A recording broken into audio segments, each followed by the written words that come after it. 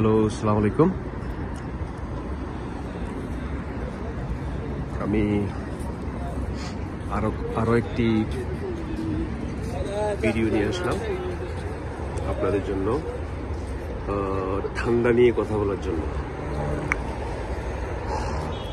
ঠান্ডার ইমেজ শুরু হয়ে গেছে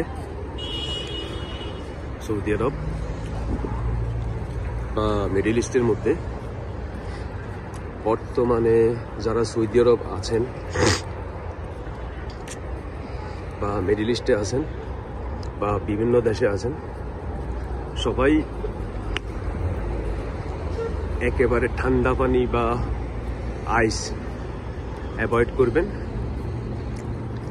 এই ঠান্ডার মধ্য থেকে মানুষ খুব বেশি অসুস্থ হচ্ছেন বা হবেন। যেমন মনে করেন, আমি নিজেও হয়ে গেছি ঠান্ডা পানি খেয়ে। তাই ভিডিও বার্তার মাধ্যমে আমি আপনাদেরকে আমার অসুস্থতা শেয়ার করলাম। কেউ ঠান্ডা পানি খাবেন না বা আইস খাবেন না। যদি খান, অসুস্থ হয়ে পড়বেন।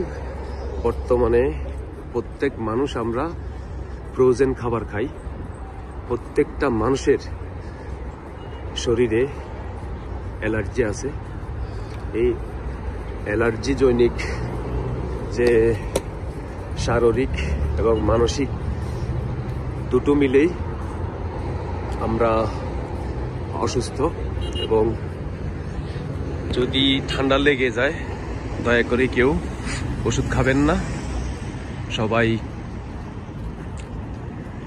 গরম পানি গরম করে এলাচি, দারচিনি এবং আদার চা বানিয়ে খেতে পারেন। হালকা একটু, যারা চিনি পছন্দ করেন না, চিনি খাবেন না, হালকা লবণ দিয়ে খাবেন, দেখবেন অতি দ্রুত সেরে যাবে। তো আমার এই বার্তাটা তাই আপনাদের সাথে শেয়ার করলাম, এবং এই বার্তাটা সবাইকে দিতে চাই। কেউ ঠান্ডা পানি বা আইস খাবেন না, খেলে সাথে সাথে অসুস্থ হয়ে পড়বেন।